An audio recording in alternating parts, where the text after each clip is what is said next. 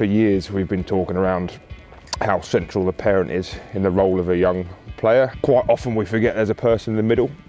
And as a governing body, I think the RFU have a real responsibility to find the best ways to look after all players. We know that parents are essential. They are the key role, above that of the coach, above that of the teacher, at this stage of a person's development. I think for us it will be really impactful to work out how we can best support parents and how we can best support players through the journey. So the research that we conducted at Wellington Festival last year. So myself and 5 of my PhD students came in and we conducted focus groups with players from every one of the academies. We also conducted focus groups with teachers, parents, sports science staff at the academies and coaches. And then once we had all of the focus group data together, we looked to identify the key themes that the players had identified and also what their support team had identified as well.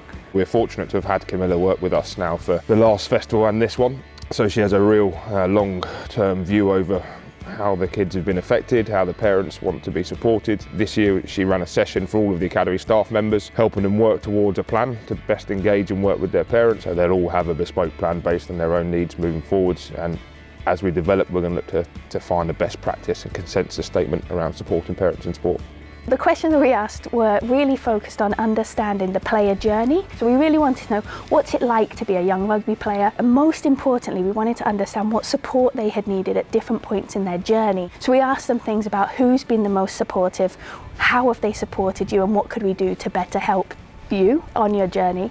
And then we asked the same questions to their support team. So we asked parents, how's it been for you and what support have you needed? Teachers, what support have you provided? And it gave us a really clear picture of actually how the players have progressed and how everyone's worked together to allow the players to reach the level they're at.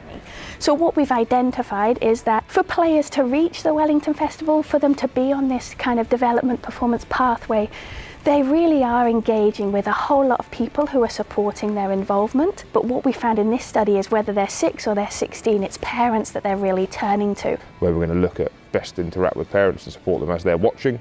We've got a couple of bits going on around how parents can maximise the conversations they have with their sons as they travel to and from games to really support them.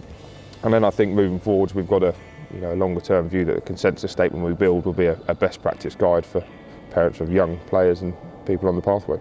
And so the more that we can engage parents within the process, the more we can work with parents, the more likelihood we've got of players being able to reach their potential and progress through the pathway. So when we've looked at the pathway, we've really started to understand there's certain challenges, there's certain pinch points where players need extra support. And if we can work with players, if we can work with parents to really provide support at these key moments, we've got more chances of players succeeding.